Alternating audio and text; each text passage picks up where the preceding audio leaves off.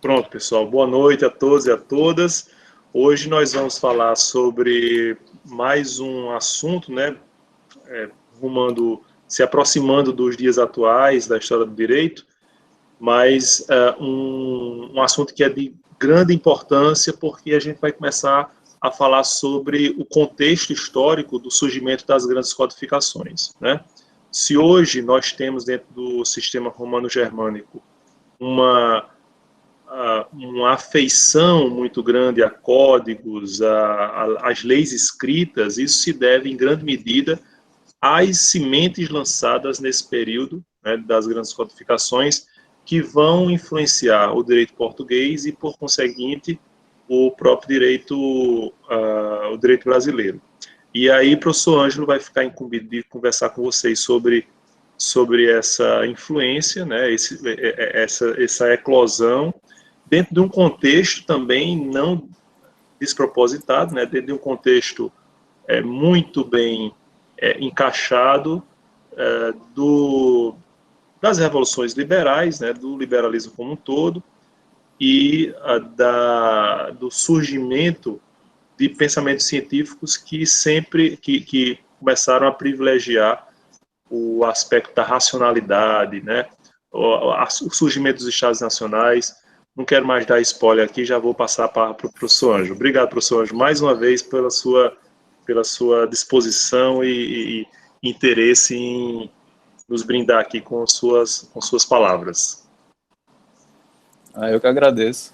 Acho que todo mundo está me escutando aí, consegue escutar, tranquilo.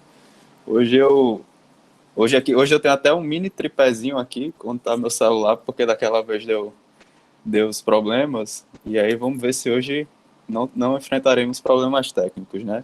Estou compartilhando minha tela com vocês. YouTube é profissional, é assim, viu? Eu vou sair daqui já com a formação completa já. Acho que acredito que tá todo mundo conseguindo enxergar aí, pelo menos aqui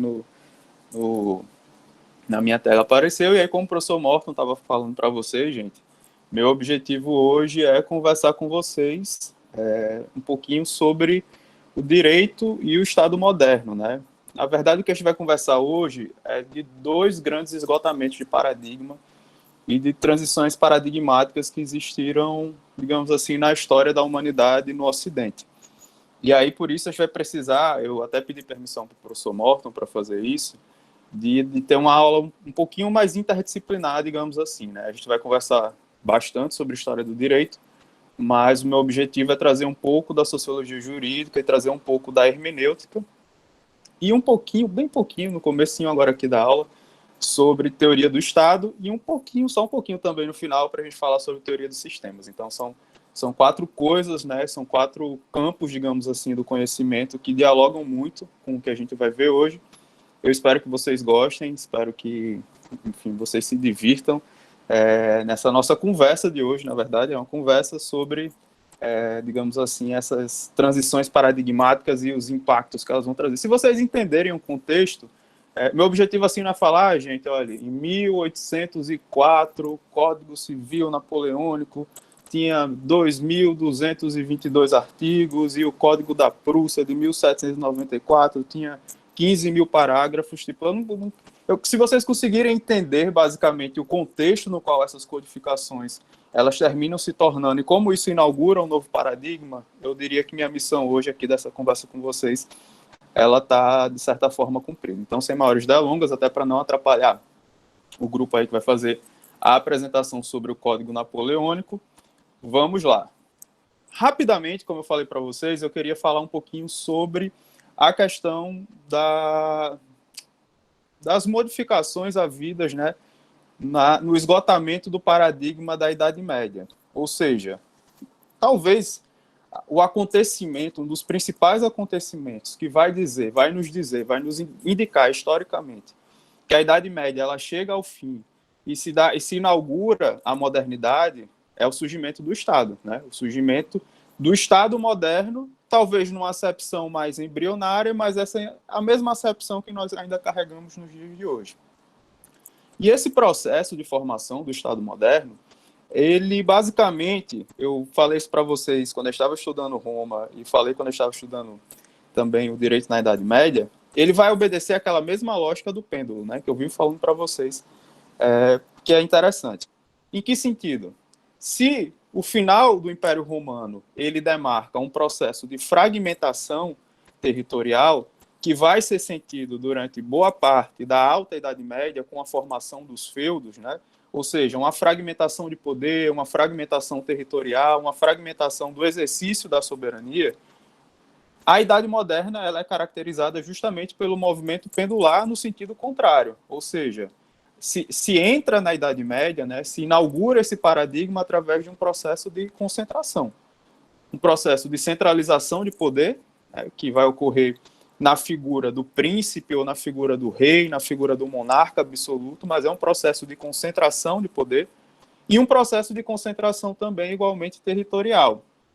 Coloquei aqui para vocês alguns dizeres da lógica weberiana ou da lógica do Norberto Bobbio acerca desse processo de centralização de poder, mas falando assim de uma maneira muito rápida, né, porque não é o nosso objetivo central. O que existe basicamente é justamente, se cunha exatamente nessa época a ideia que persiste até os dias de hoje, né, do Estado enquanto uma figura que detém o exercício desse monopólio, né, da dita força legítima. Então, o Estado como uma instituição ou como um elemento central da sociedade moderna que detém a possibilidade de exercício da violência, em última instância, da sua força legítima, para coagir os indivíduos para que eles se comportem dentro daquelas balizas que estão ali preconizadas ou estabelecidas dentro de um contrato social.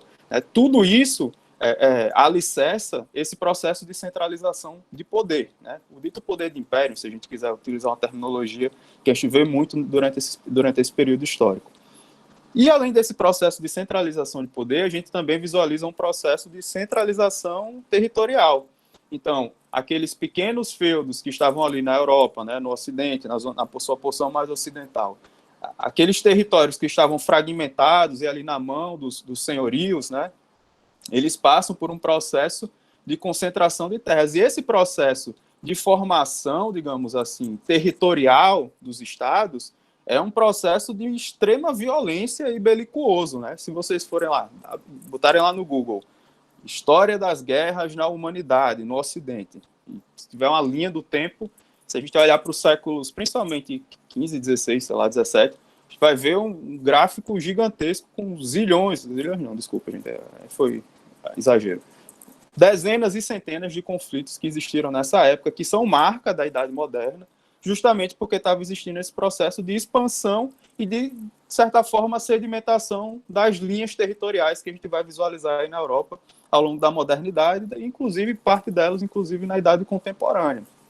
E é dentro desse contexto histórico de formação do Estado moderno que vão surgir aí os elementos que hoje em dia servem de sustentáculo, né, para que a gente possa caracterizar uma determinada formatação como um Estado, inclusive o próprio conceito de soberania. Quando vocês estiverem estudando, acredito eu, direito internacional, muito possivelmente Jean Baudin vai ser citado, né, porque lá no século XVI ele foi, né, nessa obra chamada de Os Seis Livros da República, ele vai basicamente cunhar o conceito de soberania que vai servir de sustentáculo, inclusive, para muitas das discussões no direito internacional, pelo menos na sua primeira fase, né, na sua gênese, né, enquanto um dos pilares do Estado moderno. Então, é dentro desse todo esse aparato, né, de conflitos que surge lá o conjunto de tratados chamado Paz de Westfália, né, são vários tratados que são firmados justamente, digamos assim, no término desse período mais belicoso, que basicamente vão estabelecer aquele conjunto de elementos, vão assentar realmente aqueles conjunto de elementos que servem de sustentáculo para definir alguma coisa como Estado, né? Então, a ideia de um povo, a ideia do exercício da soberania, a ideia da existência de um território, todos esses elementos a gente consegue identificar nesse conjunto de tratados, né? Então, como síntese dessa parte mais introdutória sobre a formação do Estado moderno, a gente vê justamente isso. Então, nessa mudança de paradigma, a gente tem um processo de centralização de poder, a gente tem um processo de concentração também territorial, com a formação do território desses primeiros estados, e a gente também visualiza o surgimento, não o surgimento, mas a ascensão de uma classe que já vinha galgando espaço. Eu lembro quando eu estava falando com vocês sobre direito na Idade Média e a relação da burguesia com o alto clero, né? Eu lembro que eu destaquei bastante isso, de como a burguesia se articulava para se alçar enquanto classe dominante nessa transição da Idade Média para o início da modernidade, e a gente visualiza justamente isso com a formação dos estados, né? Justamente a ascensão, não talvez de uma classe, uma nova classe econômica, até como está aí no Prezi, mas, sobretudo, o surgimento ou o estabelecimento da burguesia como uma classe dominante, que vai passar a modernidade nessa, digamos assim, nesse cabo de guerra, né, juntamente com o clero, juntamente com a aristocracia, justamente brigando para quem vai se sagrar como classe dominante no esgotamento do paradigma da Idade Moderna, né, ou seja, nas ditas revoluções burguesas ou revoluções liberais, e é justamente isso que vai ocorrer um pouco mais à frente, como a gente vai discutir. Então, assim, em termos de formação do Estado moderno, eu diria que esse é o apanhado que a gente tem, esse é o contexto, digamos assim, que a gente tem. E aí, todas essas mudanças havidas em termos de formatação do Estado, elas necessariamente vão trazer implicações para o âmbito do direito, que é aí que talvez nos interesse mais, né, em termos de história do direito. E aí eu queria saber de vocês se vocês já escutaram alguma vez a expressão escola jurídica. Alguém aqui já escutou, sabe o que é, por que elas existem, por que elas são denominadas desse jeito? Alguém? Professor, eu já ouvi falar da escola da exegese, né? Eu acho que entra aí dentro desse conceito, né? Pode entrar também. Mais alguém escutou sobre alguma escola jurídica? Só que eu dou um golinho d'água aqui. Pode falar no chat também, se quiser, viu, gente? Se subir aqui a notificação, eu consigo ler. Então, vamos lá, gente. Escola jurídica, foi Matheus que falou da escola de exegese? Isso, professor. Foi, não foi? A escola da exegese, ela é uma escola que é estudada à luz da hermenêutica. No âmbito do direito, existem variadíssimas escolas. Se vocês forem, por exemplo, acho que foi Bruno que falou agora, das escolas penais. Se você for para o direito penal, você vai ter um grupo de escolas. Se você for para a sociologia jurídica, você vai ter um grupo de escolas. Se você for para a hermenêutica, vai ter um grupo de escolas, como a da exegese, que foi citado também por Matheus. Quando a gente está falando de escolas jurídicas, portanto, o que a gente está falando, a grosso modo? De uma galera, certo? Que pensa parecido, uma galera que tem, assim, umas ideias que vão mais ou menos na mesma, seguem o mesmo fio condutor de raciocínio, e eles compartilham uma visão sobre a função do direito, como está aí para vocês, quais são os critérios de validade, né, as regras de interpretação das normas jurídicas, enfim, que de fato vai determinar ou não determinar o conteúdo que o direito ele deve ter. Na sociologia, e aqui eu estou usando como referencial a Ana Paula Sabadell, eu não sou muito de fazer esquema nem nada, não, mas isso aqui é só para deixar muito claro para vocês que existem infinitas possibilidades de classificação, certo? Eu trouxe essa daqui só porque eu vou trabalhar com vocês, acho que o mouse aparece aqui, né? Eu vou trabalhar aqui com vocês, estou vendo que aparece, com essas duas aqui, ó, nessa transição de paradigma aqui. Essas duas aqui são o nosso objeto de estudo, digamos, na aula de hoje. São elas que vão trazer as modificações que vão resultar lá na frente, justamente, no fenômeno da codificação. Eu vou falar um pouquinho dessas outras duas aqui, rapidamente, mas a gente já estudou, então não vou adentrar em maiores pormenores. Em termos de nomenclatura, tá, gente? Ângelo, escola moralista. Gente, pode ser escola moralista, pode ser escola justnaturalista, pode ser escola do direito natural. Cada autor ele vai trazer uma nomenclatura diferente, tá certo? Aqui é só a classificação da Ana Paula Sabadell. O que eu quero só que vocês entendam, aí, independentemente do autor, é que quando a gente está utilizando esse tipo de classificação, né, que termina sendo um pouco mais hermética, um pouco mais fechadinha, engessada, eu preciso que vocês entendam duas coisas. Quando eu estou falando que existem variadíssimas escolas jurídicas, eu estou querendo dizer para vocês que, apesar de talvez uma suceder a outra, então, por exemplo, a escola do direito natural racional, ela vem, de certa forma, contestando vários dogmas da escola teológica ou da escola medieval. Isso não significa que, ao surgir a escola do direito natural racional, imediatamente a escola teológica medieval ela deixa de existir, ou que sequer ela deixa de existir, na verdade, na história, tá certo? O que acontece tão somente é que talvez um paradigma novo se inaugura e, em razão dele, você precisa, né, de novas reflexões, surgem novas reflexões, novas ponderações, novas percepções, inclusive, não só da ciência, do direito, da natureza, do mundo de uma forma geral. Então, apesar de existir essa lógica de superação, talvez, de uma escola pela outra, ou de uma escola que surge para rivalizar com outra, elas vão coexistir. A escola do direito natural racional, por exemplo, os naturalistas, ou os justnaturalistas, racionalistas, eles coexistem historicamente ali, em certa medida, com os positivistas, que são mais centrados no processo de criação do direito, né? Então, uma escola não vai anular a outra, pelo contrário, você tem ali uma tensão que é uma tensão muito interessante. Eu acho que isso daí vocês estudaram muito bem com o professor Morton em Introdução ao Estudo do Direito, então aqui eu estou só realmente trazendo isso para, enfim, ilustrar essas questões. Coincidentemente, hoje a gente teve aula sobre justnaturalismo e discutiu sobre essa questão. A ligação entre o justnaturalismo e os positivistas. Olha aí. Peguei o gancho sem nem saber. Então, gente, sobre as escolas moralistas do direito, ou do direito natural do justnaturalismo, eu não vou passar aqui e pormenorizar o justnaturalismo grego e a teológica da Idade Média, porque, de certa forma, a gente já viu isso aqui na disciplina, né?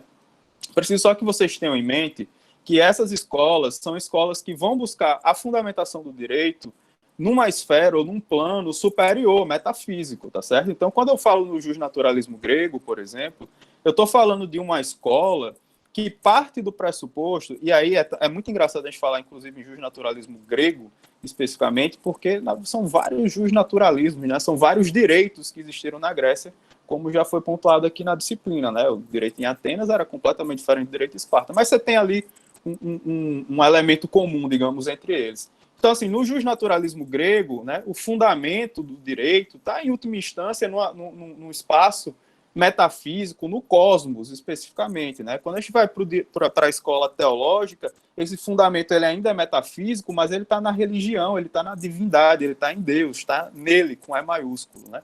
E quando a gente vai para a escola do direito natural racional, a fundamentação desse direito está na razão, mas a razão é vista, eu vou falar um pouco com vocês sobre isso, mas a razão é vista ainda como um elemento mais transcendental, ele termina sendo meio que um vetor que permite que você acesse aquelas normas de direito natural que estão num plano superior ainda, né? Então, são todas escolas que partem dessa ideia de que o fundamento último do direito está num plano superior, né? Num plano até abstrato e ou metafísico, e você precisa de algo para mediar, muitas vezes, esse processo, né, de redução desse direito a preceitos, né, que sejam entendíveis entre os homens ou aqueles que habitam o mundo do ser. Dito isso, como eu falei para vocês, não vou falar aqui do justnaturalismo grego, está aqui no prédio só para quando vocês estiverem estudando, vocês poderem revisar algumas coisas, tá certo? Algumas questões aqui, como eu falei para vocês, existiam muitas coisas na Grécia, foram produzidas, diferentes correntes, mas que todas compartilham desse ponto comum, dessa ideia de que existe uma physis, né, uma natureza muito bem organizada, que funciona segundo uma ordem que submete todos os seres, sejam eles animados ou inanimados, e essa ordem são justamente essas regras do direito natural, né? Ou seja, o direito natural, como eu falei para vocês, nessa acepção mais metafísica. A escola teológica, eu queria só revisar algumas coisas com vocês, queria só revisar umas coisas com vocês, porque aí vocês vão entender as críticas que vão vir na escola do nosso maior interesse, que é a escola do direito natural racional, né? Lembrar que a escola teológica, ela parte do pressuposto de que a origem do direito está intimamente relacionada com a divindade. Está posta aí nesse plano superior. Aquela ideia que eu até deixei destacado para vocês, de que existe um conjunto de princípios que são eternos, que são permanentes, que são imutáveis, que são aqueles princípios que não são inspirados por Deus, né, mas são normas que constam nessas escrituras e que são escritas e outorgadas pelo próprio Deus. Então, a ideia, por exemplo, de que Jeová ele subiu lá no Monte Sinai, né, e com o dedo do próprio Jeová foram escritas lá nas 2 tábuas de pedra, o decálogo, né, que depois ele entregou para Moisés, e aquelas leis ali eram a transmutação especificamente de uma ordem, digamos assim, não é inspirada em Deus, mas de uma ordem divina especificamente, né, ou especificamente não, precisamente nesse caso.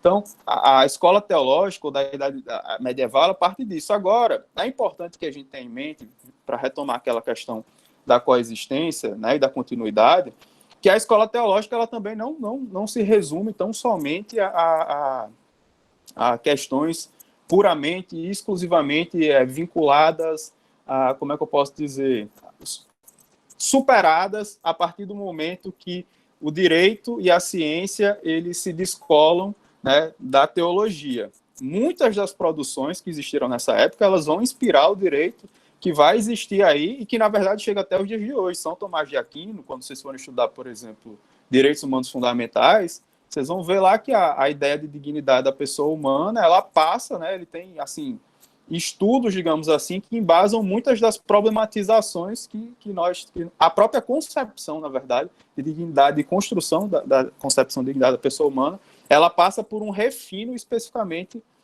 nesse período. Então, assim, tem várias produções da escola teológica, da escola medieval, que elas não podem ser desprezadas para fins do direito e que elas não ficam estanques e digamos assim, presas especificamente a esse período histórico restrito, né?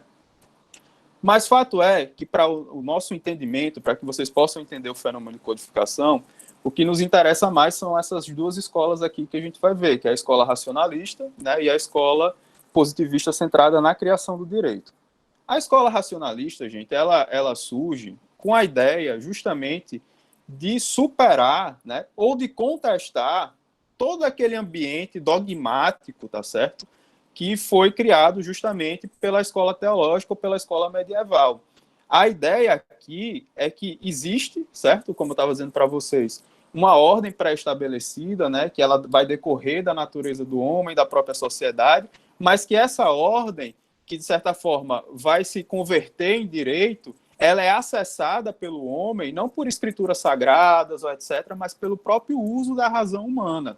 Agora, tenham em mente, eu até coloquei esse destaque aqui para vocês, que os autores que estão inseridos nesse período específico da história, eles estão vivendo um momento de transição paradigmático. Então, são autores que, apesar de escreverem e exaltarem os atributos relativos à questão da racionalidade humana, eles ainda estão muito imbuídos num contexto de, digamos assim, da religião enquanto um elemento hegemônico, um elemento basilar, digamos assim, ou uma pedra de toque da sociedade existente naquela época. Citaram aí, por exemplo, o John Locke, né? A gente pode citar o Grotius, por exemplo. Acho que o Grotius é um dos maiores exemplos que a gente tem de um cara que vai apregoar, ou Leibniz, que são dois autores que vão apregoar e construir muitas coisas nesse âmbito do direito racional natural, mas que são autores que você percebe da leitura dos escritos mais clássicos deles, que eles ainda atribuem essa racionalidade a uma origem divina, né? Então, os seres humanos, eles são dotados da razão, e a razão, ela serve de ponte, de intermédio, para que eu possa acessar, de certa forma, essa ordem que existe superior, né? Esse direito natural que está nesse âmbito mais metafísico, mas essa razão do qual eu sou dotada é como se fosse um dom divino, entendeu? Então, existe ainda a presença do divino por uma razão de transição paradigmática. Agora, essa é uma escola que ela é demarcada por algumas características que a gente pode encontrar de forma mais comum entre vários pensadores ditos racionalistas, né? A ideia de se substituir alguns métodos do pensamento dogmático pela teologia, do uso dogmático da teologia pelo uso da razão, a ideia de se laicizar, na verdade eu acho que não é nem laicizar a ciência jurídica, como a Sabadell fala. Eu acho que na verdade é a ideia de estruturação de uma ciência jurídica, né? Que se você tem uma ciência jurídica arraigada de fundamentos teológicos, numa acepção, pelo menos, do que é ciência moderna, não seria ciência, né? Então, a tentativa ou de laicização ou de estruturação de uma ciência jurídica e, automaticamente, como consequência imediata disso, a criação de métodos para reestruturar, né, a construção, digamos assim, dos pensamentos. Então, essa é a época, gente, das luzes, né? Do iluminismo, ou que aqui foi cunhado como o iluminismo jurídico, né? Que ele vem para combater o pensamento teológico e instituir a lógica e a ciência como fundamento de todas as coisas. Isso agora sim, gente. Estou falando tudo isso, vou até pegar aqui para vocês, com uma mão na consciência. Em que sentido? Esse é um paradigma, ou essa é uma perspectiva especificamente que existe da história, certo?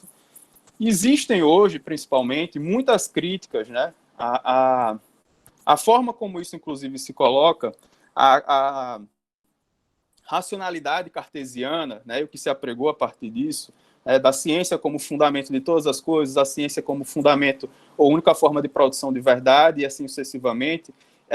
Eu recomendo muito, se vocês puderem, quem tem interesse nessa parte, etc., tem esse livrinho aqui, não sei se vocês conseguem ler, mas ele se chama A Crítica da Razão Indolente, que é um livro de Boaventura de Souza Santos. E aí, lá no capítulo 2, ele vai basicamente vai primeiro apresentar muita coisa, né, vai falar bastante do Grotius, do Leibniz, do Vácuo, enfim, de uma série de autores, né, do dito direito nacional racionalista, mas ele vai trazer várias críticas à forma como essa ciência ela foi criada, ela foi pensada, e, consequentemente, o direito, que é criado a partir dessa ciência, como um instrumento, né, né, a ideia de instrumentalização, tanto da ciência como do direito, como formas, né, não de manutenção, porque ainda não a burguesia ela ainda não era uma classe dominante, mas como forma justamente no momento da transição para a idade contemporânea, a burguesia realmente se assentar como a classe dominante. Esse outro livro também, chamado Gramática do Tempo, tá certo? Eu considero muito bom. Aqui ele também vai discutir muita coisa, sobretudo já no âmbito dos direitos, ditos direitos fundamentais, né, que vão surgir ali com as revoluções burguesas ou liberais do finalzinho do século 18 e 19. E tem esses outros dois livrinhos que é de um autor, na verdade são dois autores que eu gosto muito, ultimamente, assim, conheci recentemente, eu gosto muito, que se chama Luiz Rufino e Luiz Antônio Simas.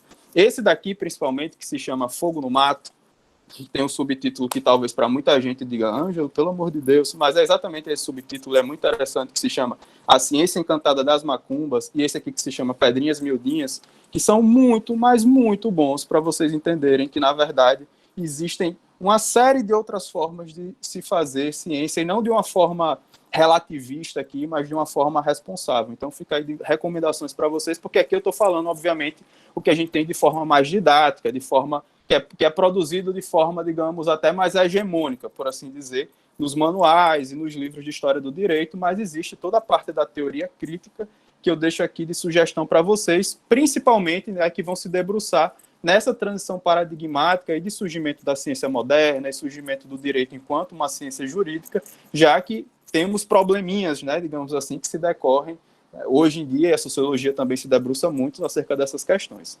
Fechado esse pequeno grande parêntese que eu fiz, fato é que essa época aí do iluminismo jurídico, portanto, é uma época onde esse tipo de pensamento ele vai se sedimentar, e esse tipo de pensamento, inclusive, ele é fundamental porque é nessa época que a gente vai ver o surgimento, né, das ditas primeiras constituições políticas, né, das primeiras cartas de direito, né, surgimento de outras cartas de liberdade, cartas de franquia, que são aqueles primeiros rabiscos que posteriormente ali vão dar origem às declarações de direito, posteriormente, né, fruto das revoluções liberais, e posteriormente os códigos, né, que já vai chegar lá. Além da escola naturalista, né, principalmente essa última racionalista, nós temos a escola já positivista, né, do positivismo centrado na legislação. Aqui a lógica já é diferente. Aqui é o seguinte, olha, o fundamento do direito é a lei, ponto. Né? A gente não vai procurar o fundamento numa esfera mais metafísica, por assim dizer. Aqui o fundamento ele tem um referencial mais concreto, mais objetivo, mais direto, que é a lei. Né? Então aqui a gente tem o surgimento dos pensadores que vão se enquadrar ali dentro daquele quadro dos contratualistas. Né? Então vem Hobbes, vem Rousseau e tantos outros que vão trazer essa perspectiva, né, de se estudar o fenômeno do direito com base nessas garantias que estão asseguradas nos ditos contratos sociais. Né? Os contratos sociais nada mais são, sobretudo na transição da Idade Moderna para a Idade Contemporânea, as declarações de direitos. Né? As declarações de direitos talvez sejam os maiores contratos sociais que nós temos, assim, de maneira exemplificativa, no norte ocidental do planeta. E aí a gente vai ter Hobbes, como eu falei para vocês, que vai trazer essa perspectiva bem positivista ou bem centrada no contrato social, né? A ideia de que se deve obedecer um direito porque Só assim a gente consegue garantir a nossa segurança, só assim a gente consegue viver um bem comum, ou seja, a gente abdica das nossas liberdades, ditas liberdades naturais, nós abdicamos de viver em um estado de liberdade natural, mas nós optamos por viver em sociedade, nós assinamos esse contrato social justamente para que a gente possa viver em segurança, para que a gente possa assegurar o bem comum, e por isso nós temos que obedecer, ou por isso que o direito positivo, ele de certa forma goza de certa primazia em face do direito natural, porque ele é justamente o direito que vai estabelecer em última instância as regras do jogo, as regras que devem ser seguidas no bojo, digamos assim, desse contrato social. E aí, gente, aqui eu coloquei Rousseau, Kelsen, etc., que eu quero só ilustrar a ideia central, porque o que nos interessa mesmo dessa transição, dessas duas escolas, é que dessas questões, ou dessas questões não, dessas tensões e dessas produções jurídicas, na verdade, a gente vai ter a edificação, primeiramente, de uma ciência jurídica, né? Ou seja, através desse processo de criação de métodos, de edificação, de laicização ou fuga do dogmatismo, do estudo ou da concepção de que a lei ela é um fundamento central, sobretudo, da vida em sociedade, a gente passa a ter, portanto, um paradigma que alça a lei, ou alça o direito, na verdade, a uma posição que ele não ocupava até então. O direito ele tinha uma função importante nas formatações sociais que antes existiam, mas agora ele passa a ocupar uma função de certa centralidade. E, com isso, não só as escolas jurídicas elas passam a ter uma grande produção, como você passa a ter produções também no âmbito da própria hermenêutica, porque aí o direito começa a se sente a necessidade,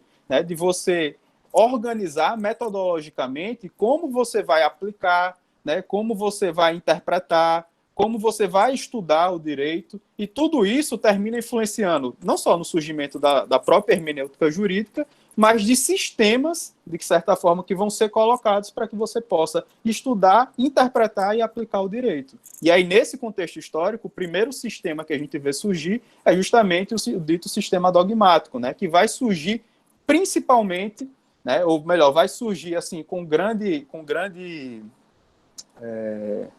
de maneira muito destacada na França, e aí foi o Matheus, inclusive, que falou, né, que é fruto, né, digamos assim, o sistema dogmático ele é fruto da escola da exegese que existe lá na França, que foi criada justamente para interpretar o Código Civil francês. E aqui eu queria fazer uma pergunta para a Morton e para o grupo. Eu poderia falar aqui um pouco desse sistema interpretativo, né, do sistema mais dogmático, digamos assim, e aí logo depois disso eu ia introduzir alguns códigos e tudo mais, a ideia de codificação. Posso passar, então, aqui, aí depois o grupo fala sobre o Código Napoleônico, porque aqui eu vou citar ele, mas vou citar de maneira ainda muito superficial. Não sei como o grupo preparou a apresentação, mas não queria falar também para não prejudicar o pessoal. Então, se vocês puderem dar uma opinião. Ótimo. Inclusive, você pode, por exemplo, o grupo depois faz a exposição sobre o Código Napoleão, e se você achar que há necessidade de uma complementação, já volta aqui para fazer esse adendo, né? Vocês combinam, então, no caso, vocês são... eu vou indo? Pode prosseguir, assim, aí, o que você achar mais adequado. Pode ir, Pessoal, pelo grupo, aí, pode ir sem problema. Pode ir, tranquilo para vocês. Se eu estiver entrando em alguma coisa aqui, vocês estão pensando, caramba, Ângelo tá falando isso aqui, é da nossa apresentação. Aí vocês dão um grito aí, pode falar, ou fala aí no chat, Ângelo, não! Aí eu paro aqui de onde eu tô, e aí vocês seguem falando, e aí depois eu retomo também, não tem problema nenhum não, pelo amor de Deus. Só não quero prejudicar vocês. Posso ir então, né? Mas eu prometo que eu vou ser rápido e indolor aqui nessa parte. Então, só para explicar para vocês, gente, então, o sistema dogmático, né, o sistema de interpretação literal, que também é um elemento da interpretação literal, que é muito mencionado na hermenêutica, ele surge aí nesse contexto, né? Então, qual é o contexto que a gente está vivendo? A gente começa, em razão de todas essas modificações no direito, né, e, inclusive, da forma como o direito ele se torna um elemento central porque o direito ele passa a ser fundamento, em última instância, de alicerce dos Estados, porque a gente vai ter uma transição da Idade Moderna para a Idade Contemporânea, que é a transição dos ditos Estados absolutistas ou dos Estados de polícia para os Estados de direito. Né? Quando a gente vai falar em Estado legal na França, vai falar do rule of law, tanto no Reino Unido, como na Inglaterra, como também nos Estados Unidos. Então, a gente vai ter essa transição de paradigma, de estruturação dos Estados, que vai estar assentada no direito. Então, o direito ele passa a ser esse elemento central. Sendo que a primeira escola que vai surgir para, de certa forma, se debruçar sobre, não a primeira escola, mas talvez uma das principais nesse contexto, é a escola da exegese na França. Então, ela é muito, muito incentivada por essa lógica do racionalismo, ela é muito incentivada pela lógica do cientificismo, daquele cientificismo quase exegético, né, como a gente fala, é por isso que vem justamente dessa terminologia. Ou seja, a ideia, em última instância, né, que foi criada, de que o código ele é fruto da racionalidade humana. E o fato que aí vai dar, inclusive, origem a uma teoria que eu coloquei aqui para vocês, que é a teoria da plenitude da lei. É a ideia de que, como o código ele é fruto da racionalidade humana, e a racionalidade humana ela é um dom divino, ou ela é perfeita, o código ele é igualmente perfeito. Então, o código ele não possui lacunas, o código ele é perfeito, ele é completo. Então, em razão disso, a escola da exegese, que surge nessa época, o pensamento que se tinha sobre o direito nessa época, quando ele começa a ser codificado, é justamente da utilização tão somente do dito elemento gramatical, ou do elemento literal da hermenêutica, né? Aquela visão bem que vocês escutam, assim, eu acho que 9 a cada 10 vezes que vocês estão estudando história no ensino médio, né? De que o juiz, ele era a boca da lei, né? O juiz, ele só... A capacidade de decisão do juiz era com base naquela dicção normativa que constava ali no código. Isso aqui, gente, a gente estuda isso na hermenêutica, mas na sociologia a gente vê que, na verdade, isso daqui é uma construção, digamos assim, sobretudo na França, que é feito pela classe que tinha acabado de ascender, tinha acabado de galgar toda a classe que ficou ali quase 8 séculos, 9 séculos, lutando para alcançar a sua posição de hegemonia, de classe dominante, justamente utilizando o direito, né? E o que se produzia sobre o direito como aparato para que ela pudesse permanecer naquela posição que era muito confortável agora para ela, né? Além, obviamente, de todas as desconfianças que diziam existir em relação à classe de magistrados na França, por ser muito próxima, né, dos líderes do antigo regime, e assim sucessivamente. Enfim, fato é que dentro desse contexto, né, surge, portanto, a teoria da plenitude da lei, né, que é basicamente muito vigente em boa parte, né, da própria vigência do Código Napoleônico, né? Obviamente, isso foi extremamente problemático, porque a gente não precisa fazer um esforço muito grande para parar, assim, e se a gente refletir, sei lá, 2 minutos, a gente entende que naquele momento de transição que o mundo passava, só para citar um exemplo, assim, a dita Revolução Industrial, você tem uma mudança muito grande, né, das próprias relações, como elas se constroem dentro da sociedade, e aquele direito pensado no final do século XVIII, ele, se você for aplicar ele tão somente na literalidade, ele não consegue alcançar muitas das novas relações que vão surgindo a partir do momento que a sociedade ela vai se tornando cada vez mais complexa, né? Então, essa própria teoria da plenitude da lei, ela vai sofrendo aí certas flexibilizações, se permite utilizar analogia como válvula de escape, depois se percebe que o ordenamento é lacunoso, e aí a própria escola de exegese, ela entra, de certa forma, em, digamos assim, decadência, né? Então, existe esse apego à literalidade do código, decorrente dessa teoria da plenitude da lei. Coloquei aqui várias coisas para vocês, mas aqui é muito mais a título de aprofundamento para fins hermenêuticos, né? Nessa época, foi uma época que existia um embate entre essas duas figurinhas que eu coloquei para vocês. Não sei se vocês conhecem. Eu não conhecia, então, assim, né? Coloquei que é entre... Assim, pelo menos nunca tinha visto, né? Thibaut e Savigny. Savigny, inclusive, que vai fundar uma escola para chamar dele, que é a escola, né, que a gente pode colocar ali no meio, que é a escola histórica do direito, né, que é muito cara, inclusive, para a nossa disciplina. E, enfim, fato é que dentro desse contexto, tá certo, o que existiu volto já para essa curiosidade, porque eu quero adiantar aqui. O que existia nessa época era um apego muito grande à própria vontade do legislador, porque se partia da ideia de que o legislador ele expressava nas leis que passavam a compor os códigos ou a compor os ordenamentos jurídicos daquela época a vontade do povo, né? E aí não cabia ao juiz, enquanto um único indivíduo, suplantar a vontade desse legislador, o que por si só traz uma série de problemas, né? Porque quem é o legislador, quem é o autor da lei, quem vai ser o autor da lei? É quem votou a favor? É quem votou contra? É o parlamento? Como é que eu vou determinar essa vontade? Enfim, na hermenêutica existe uma série de discussões nesse sentido, né? Existem os originalistas que vão dizer que você tem que se apegar à vontade do legislador, os evolucionistas, enfim, fato é que existia esse apego à vontade do legislador, mas como eu disse para vocês, muito fruto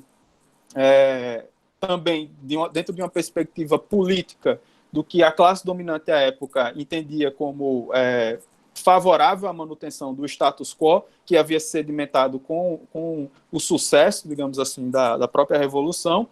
E também existiam várias fundamentações para isso, né? Por exemplo, falavam, mas é porque aqui a gente tem o sistema da tripartição dos poderes, né? Então o judiciário não pode intervir no legislativo, né? Pô, Montesquieu escreveu lá no Espírito das Leis que não que tal. Aí, tipo assim, Montesquieu, não sei se todo mundo sabe, mas Montesquieu, quando ele escreveu lá o Espírito das Leis, já não estava olhando para a França, não, ele estava olhando para a Inglaterra, né? Que a gente viu na aula passada, que funciona de um jeitinho meio diferente do que acontece no direito continental. E também existiam coisas muito curiosas na França dessa época, né? Tipo, o juiz ele não podia interpretar porque ele ia invadir a competência do legislativo. Mas aí existia uma corte de cassação formada por membros do parlamento que, se o juiz ele ousasse um pouquinho na sentença, vinha a corte de parlamento e cassava a sentença do juiz. Então, assim, o judiciário ele não pode intervir no legislativo, mas o legislativo não pode intervir no judiciário. Estou dizendo que isso deve acontecer, para vocês saírem aqui da aula dizendo Ângelo saiu, falou na aula que o judiciário precisa de autonomia, não sei o que lá, porque, inclusive, no Brasil a gente vê que muitas vezes isso é problemático, né? Mas, enfim, só para vocês entenderem que desde essa época, na verdade, isso também já se constitui um problema. Resumo da ópera. O que aconteceu com a escola da exegese foi um reducionismo. Ela operou um reducionismo nessa época para fins de interpretação do direito, tá certo? Se reduziu o direito ao direito positivo e o direito positivo à lei. Então, direito, enquanto gênero, é igual àquilo que está na lei. Você sabe a Lindbe, lá no final da Lindbe, quando você pega, né, que tem costumes, analogias, princípios, tudo isso como possibilidade de você utilizar como fonte do direito, como elementos interpretativos, isso não existia dentro da lógica mais exegética. Por isso que muitas vezes a gente fala assim, houve aquele período da história onde se viveu um positivismo exegético. Essa expressão exegético, ela vem justamente dessa própria lógica da escola da exegese que existiu nessa época e que foi, em última instância, fomentada e, de certa forma, permaneceu durante muito tempo como uma escola hegemônica, justamente no contexto de criação, né, em que vigorava o Código Napoleônico. Feito todo esse percurso, gente, que a gente fez aqui hoje, é tão somente para que vocês entendam, portanto, por que danado, em algum momento da história, que assim, se eu chegasse aqui e falasse, gente, em 1794 veio o Código da Prússia. Tá, mas o que é que mudou do que a gente estudou até agora para um cara acordou assim no dia, Napoleão acordou, putz, o que é que eu vou fazer hoje? Não sei se eu vou pegar uma maçã ali e tal, rolar. Eu vou criar um código. Criei o Código Civil aqui. Criei o meu Código Civil napoleônico. Não é bem assim que as coisas funcionam, né? Então, só para que vocês entendam que o processo de codificação do direito ele está intimamente relacionado com todas essas transformações que vão existir na sociedade. Então, as transformações havidas na formatação do Estado, né, na criação do Estado e no seu refinamento que vai ocorrer na modernidade, né, e sobretudo na idade contemporânea, as modificações que, consequentemente, vão trazer modificações no âmbito econômico, que vão trazer modificações no âmbito político, que vão trazer modificações no âmbito do recorte da luta de classes, que passa a existir com muita força dentro desse período, que, por sua vez, vai trazer uma série de mudanças no âmbito do direito também. não só do direito posto, do direito positivado, mas da forma como se pensa o direito. E foi justamente através dessas mudanças da forma como se pensa o direito, e até mesmo, em certa medida, na sua própria instrumentalização, que os códigos, né, eles terminam surgindo como um elemento central, como um elemento importante. Beleza, Luiz? Então vamos lá. O grupo aí quer apresentar, então? Que aí depois eu retomo e falo dos outros códigos. Professor Anderson, só posso fazer uma pergunta antes? Rápido. Pode, claro, fica à vontade. É porque, assim, a gente associa essa questão da codificação justamente com esse período de transição, né, entre a Idade Medieval e a Idade Moderna. Mas como é que fica, por exemplo, o código de Justiniano e também o código canônico? Eles entram dentro desse contexto da codificação ou seriam mais uma questão da compilação? Qual seria a diferença, na verdade?